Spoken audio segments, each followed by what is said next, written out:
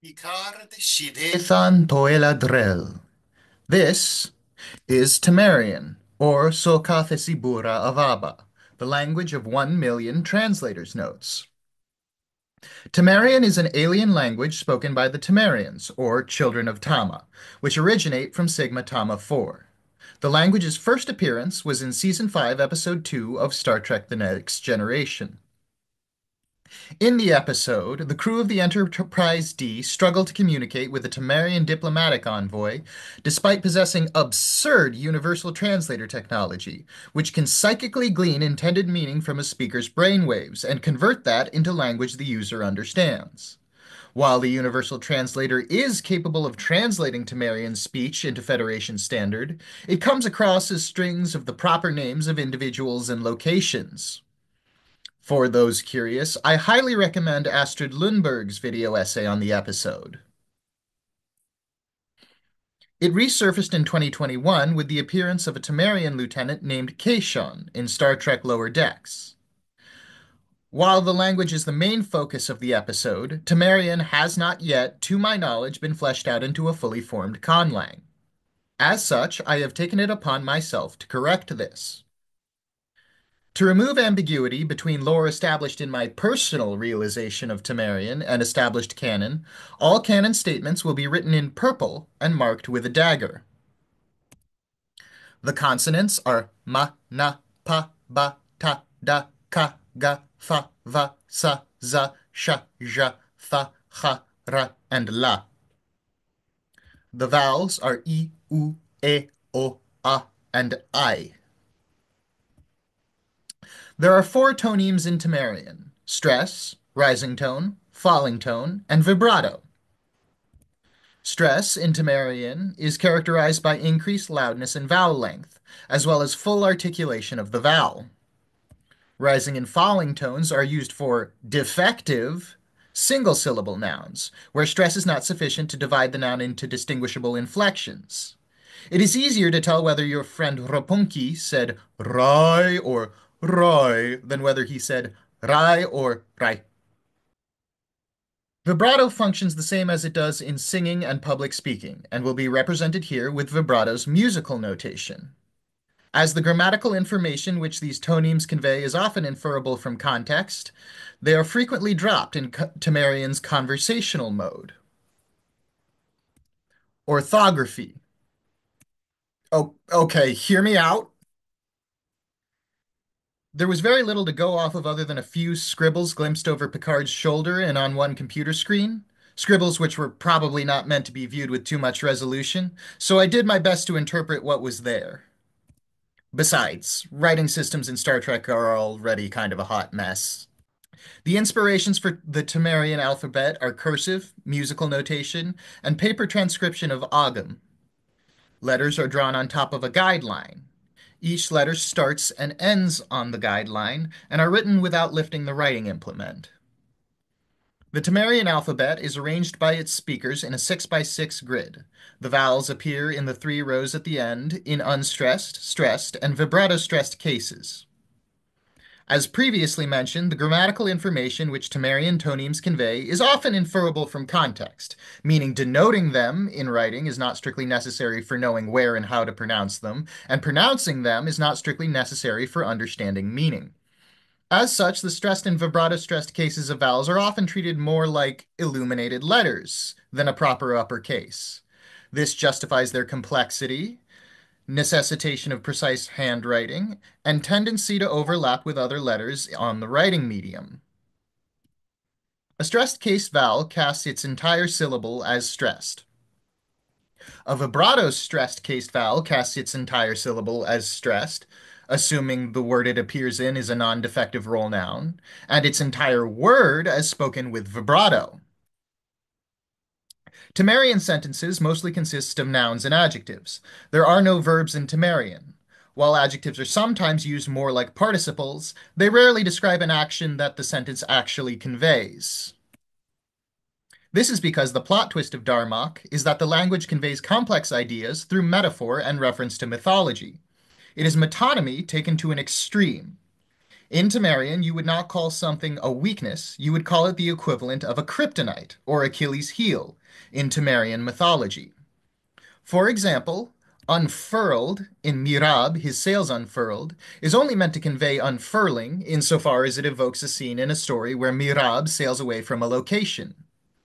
The phrase Mirab, his sails unfurled, pragmatically conveys the action of leaving, possibly in combination with any circumstances or connotations present in that scene, such as leaving because your task has proven futile, or perhaps leaving because of overwhelming risk.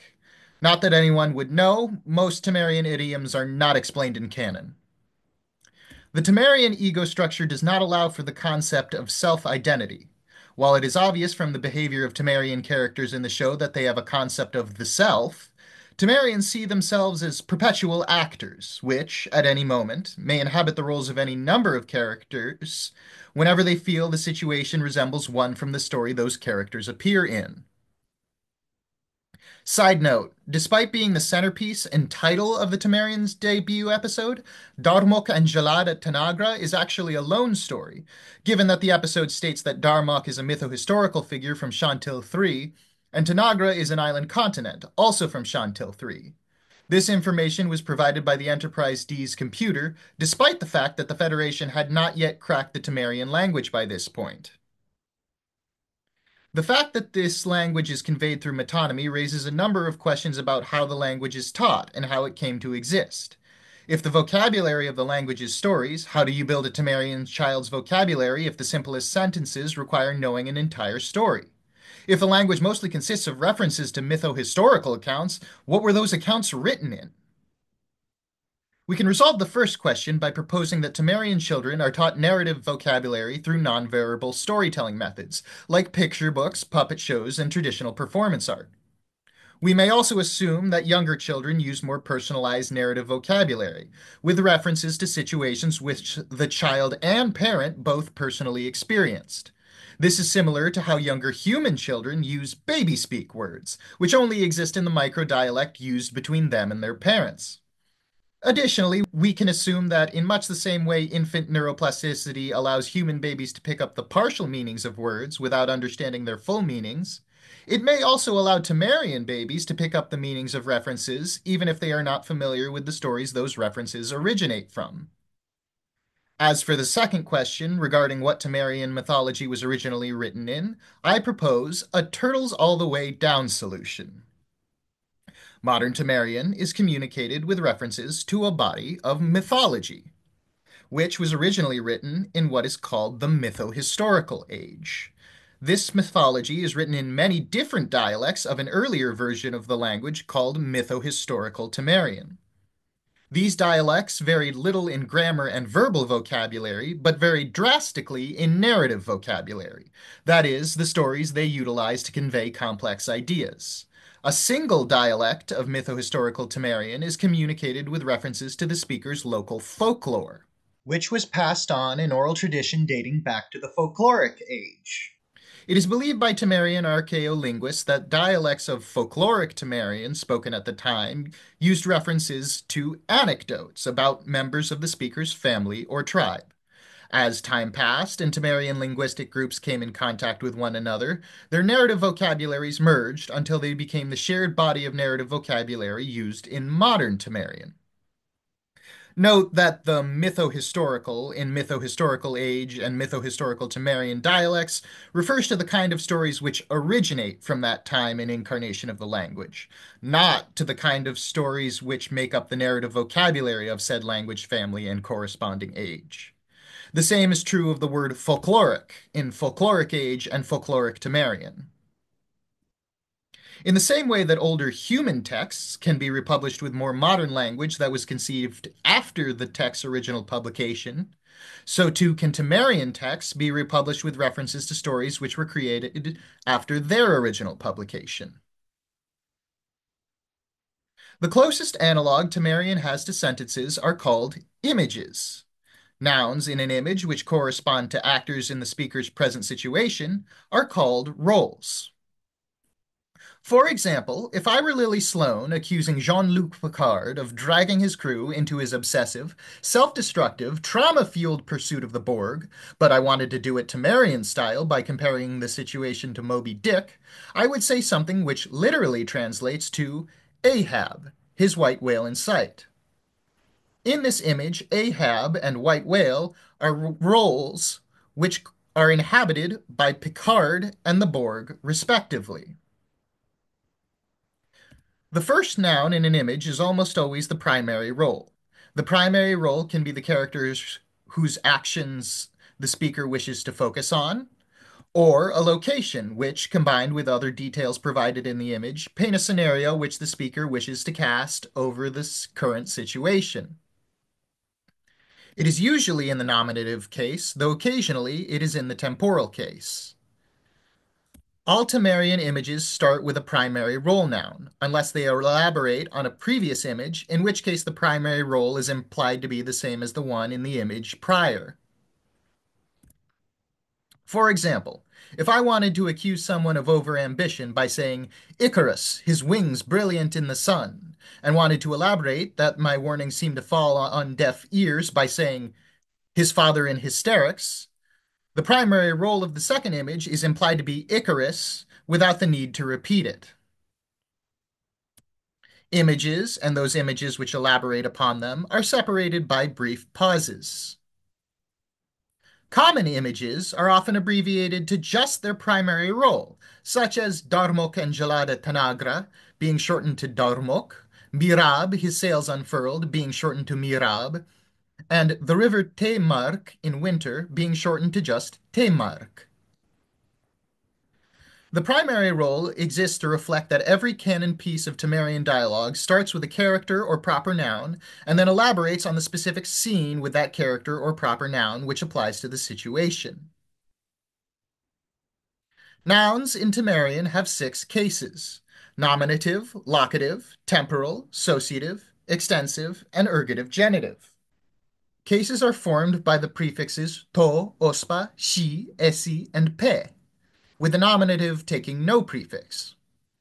Nominative case is used exclusively for primary roles. The locative, temporal, and associative cases function as you would expect. The extensive case acts similarly to a possessed case, shifting focus from a primary role to a noun which exists in relation to it. It exists so the primary role can go first in the image, while the parts of the image which come after the extensive case noun point to it and not the primary role it exists in relation to. Many, many canon pieces of Tamarian dialogue take the form of Temba, his arms wide, Sokath, his eyes open, Uzani, his armies at Lashmir. The extensive case was created to reflect that.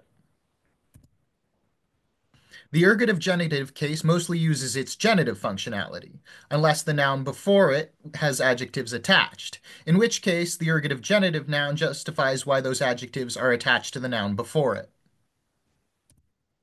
The ergative functionality of this case more or less only exists because one time Lieutenant Kayshon said, Gramble, his throat slit by his mistress. All other instances of Tamarian dialogue which contain English verbs, participles, or other words formed from verbs are not used transitively. These 6 cases, plus adjectives, can be used to gloss every single piece of canon Tamarian dialogue with minimal change to word order. I would know because I did just that. Tamarian numerals are base 6, with digits fa, se, vai, pi, ro, and ju. And why, yes, those are the first 6 consonants combined with the 6 vowels. Thank you for noticing. Number words are strung together from most significant digit to least significant digit Tongan style. There are 5 forms of numerals in Tamarian: the adjectival forms, cardinal and ordinal, and the noun forms, which are the mathematical, representing numbers as abstract concepts; pronominal, as in Rapunki when he joined the 7; and nominal, because I wanted to give Tamarians a way to say 7 of 9's name. Each numeral is formed using these suffixes, the cardinal taking no suffix. Often, the base forms of number words are abbreviated to just the consonants. Number words abbreviated in this way are marked with the numeral punctuation mark between the base form and any suffixes. Until now, I have described Tamarian grammar as it relates to words in an image. However, Tamarian also possesses grammar which relates roles and actors, as well as roles and other roles between images. Tamarian nouns each have three forms indicated by stress pattern. Where the stress falls in each form is specific to the noun. Defective single-syllable nouns forms are distinguished by rising and falling tones, as previously mentioned, though which tone applies to which form is also specific to the noun. Rising and falling tones may be written with the rising and falling tone punctuation marks placed after the word, though much like special cases of vowels, they are not strictly necessary. When taking a loan word or proper noun from another language, the first stress pattern is generally the way that stress normally falls on the noun in its native tongue, and the second stress pattern is some arbitrary other stress pattern. The first stress pattern of single syllable nouns from foreign languages are given whichever tones Tamarians think they hear upon first learning it. Noun forms of numerals have their stress patterns fall on their suffixes. In conversational Tamarian, tonemes help indicate which actors inhabit which roles in an image. When in use, tonemes are applied to all roles in an image.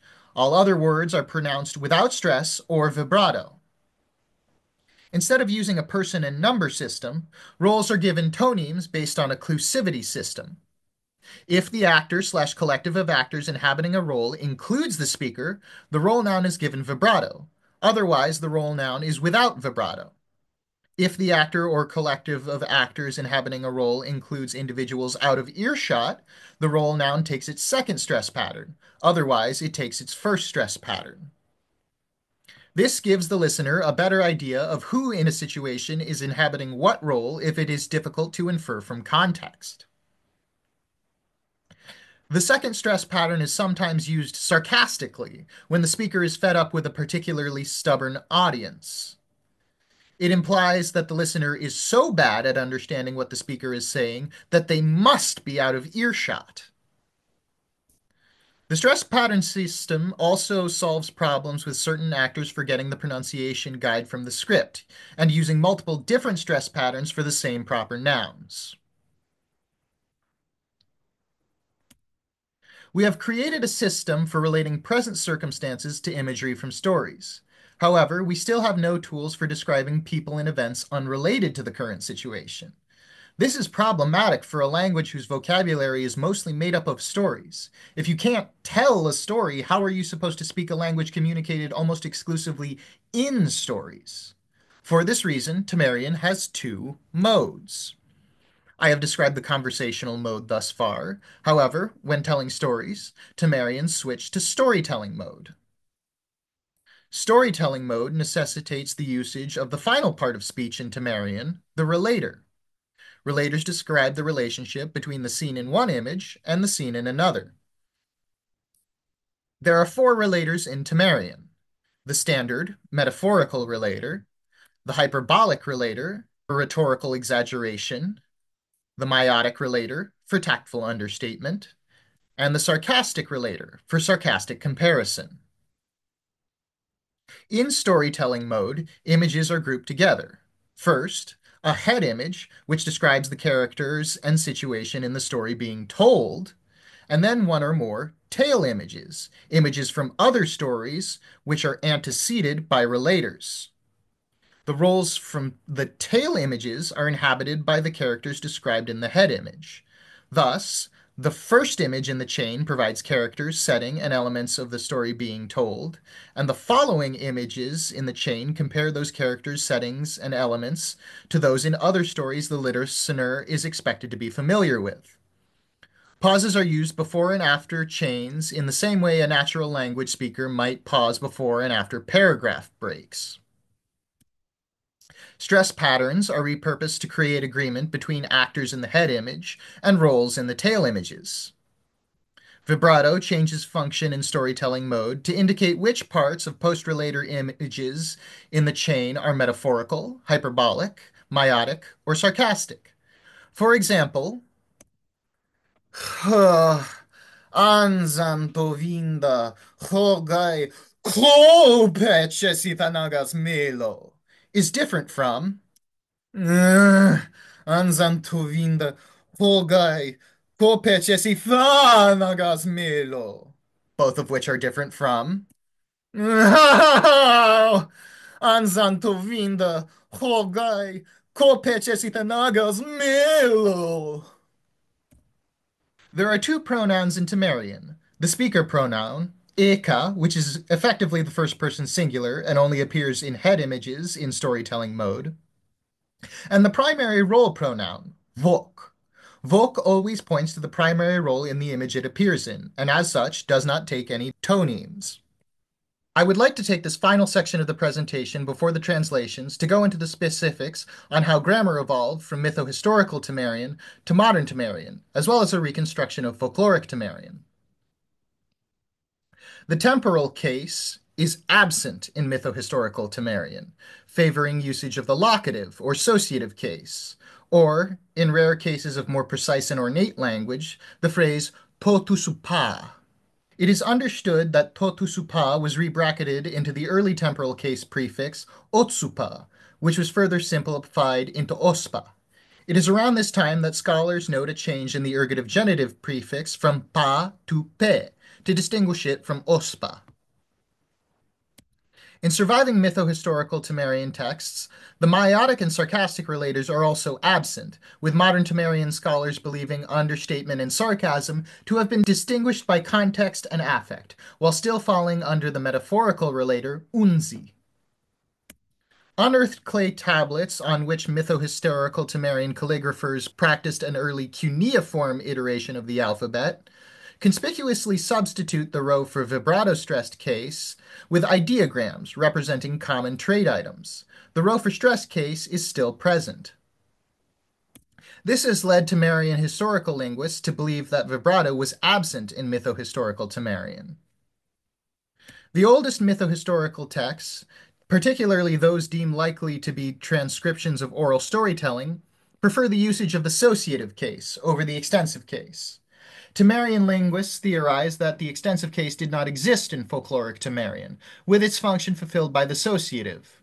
The theory suggests that the extensive case prefix esi is derived from oes shi. The hyperbolic relator only begins to appear in writing at the beginning of the Middle Mytho-historical age, suggesting that only the metaphorical relator was present in folkloric Tamarian. Furthermore, there is the Biri Giliganma, a book from the mytho-historical age Gitag Empire. The Biri Giliganma catalogs orphaned images, images whose meanings were known, but whose stories were unknown or lost to time. Recorded in it is the image Boza, his binding severed when Kotok dried. What was not known to the Gitagites, however, was that the image originated from the Zigash dynasty, where its associated story continued to survive. Modern Tamarian archaeolinguists studying Zigashic texts discovered that Boza and Kotok were two separate images from two separate stories. The epic of Boza is in fact set nowhere near Lake Kotok. The archaeologists believe that the version in the Birgili-Ganma entered the Gitagite dialect in the folkloric age, when the empire still had contact with Zigashic traders. Tamarian archaeolinguists speculate that for the two images to have been misheard as one, it must have been possible or even common in folkloric Tamarian to replace unzi, at the time its only relator, with a pause. Several other orphaned images in the Birigili-Ganma corroborate this. Another quality of the earliest surviving Tamarian texts is that head images and tail images tend to match phrase structure more closely the older the text is. The order of actors in the head image also tends to match the order of corresponding roles in the tail images as well. Historical linguists speculate that this is because the beginning of the mytho-historical age was marked by the introduction of the two-stress pattern system into the language, where it had not existed in folkloric Tamarian. With the addition of stress patterns helping to indicate correspondence between head image actors and tail image roles, phrase structure and role order no longer needed to match as closely. For the spoken sample portion of the presentation, I decided to exceed the requirements for translation. I have prepared not one or two, but four separate demonstrations. Three, translating the passage from Twilight in each incarnation of Tamarian, and one original passage showcasing how folkloric Tamarian would be taught to children. Eka shivarapi, unzi, usani esi elesh kindo, seso, eka shi eduard toforks, unzi visha shigizato tejad, vaiso, Keu pe Eduard, unzi valak ospalijo, nek, unzi kishak totejad. Piso, eka shi Eduard toforks, unzi arnok shi mile totendar, esi kanak netso. For need of specificity, mytho-historical Tamarian will be represented by the dialect of the Anba people who lived on the Orokoth Cape. Eka shivarapi, unzi leto in mashek. Seso, Eduard, unzi ulo tobival. Vaiso, Eduard, shijeva pa eka, unzi carno esiori beu pagonginiva. Piso, eka shi Eduard toforks, unzi ama shigula toteshat. The original scheme for the folkloric Tamarian translation was to fabricate an ancient Tamarian community to draw anecdotes from to construct a narrative vocabulary. However, thanks to the generous contributions of the timekeepers of the Klingon monastery on Borith, we have been allowed to utilize time travel to capture several covert recordings of a folkloric age Tamarian storyteller named Uba performing for her granddaughter Ziza. From this, Federation scientists were able to gather enough narrative vocabulary to construct a translation matrix with which to translate the passage. Notable individuals which appear in anecdotes referenced in Uba's narrative vocabulary include Kaya, Uba's daughter and Ziza's mother, Vito, Ziza's father, Ganga, Vito's widowed brother, and Nima, Ganga's late wife.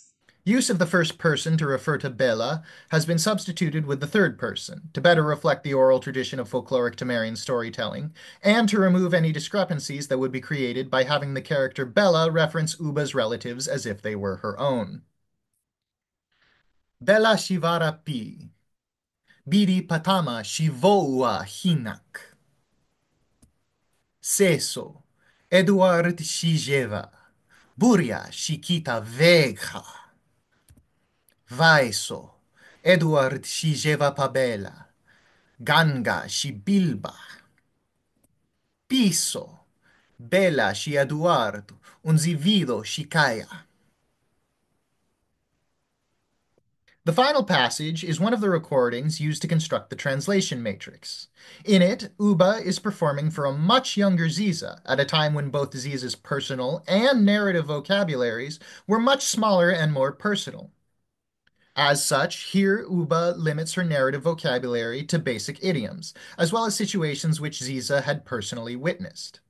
The performance captured by our mixed Klingon and Tamarian survey team showcases an ancient Tamarian creation story. It was recorded in Uba's Story Cave, a cave with wall paintings and a fire pit for shadow puppet shows. Escaseso. Escaseso metesh topisa. Kobor kets metesh tovelach. Escaseso topisa. Ganga tobebil. Escaseso topisa. Uba shiziza tovolka. Tama. Tama to tusu paiska seso vava. Vido shishenzila. Iska seso Nima, lonsa to bebil. Tama to tusu paiska se sovava. Kaya shiviska, shishem hio. Tama shitama to tama. Uba shiziza to volka. Tama shiiska patama. Kaya shiziza. Uba shiketso. Volka vava shiuba. Bidi patama. Ah, bidi. Oh, bidi shiwan wa ziza shikaya. Ziza shiori gukosh. Thank you to the editors and administrators at Memory Alpha for maintaining comprehensive archives of Star Trek trivia, Star Trek Minutiae for keeping a digital copy of the script for STARMOK, and Desmos Graphing Calculator, which I used to create the alphabet. I would also like to thank my dad and my friend Griffin for helping to foster my love of Star Trek, as well as Science Meets Fiction, who submitted their realization of Speedtalk for CCC3, and whose kind words encouraged me to re-upload this video. I would like to shout out Lichen the Fictioneer and C4 Hero Brian 11, who submitted their own incredibly creative spins on the language from STARMOK. All mentioned submissions are listed in the description below. Finally, I would like to thank, strangely enough, Tumblr for Mobile User Interface for being simultaneously the most unintuitive way of writing a blog post and the most intuitive way of writing this script, which was written entirely in a Tumblr draft. My name is Paco Noack, wishing you uh, damn, I still haven't come up with an image for goodbye.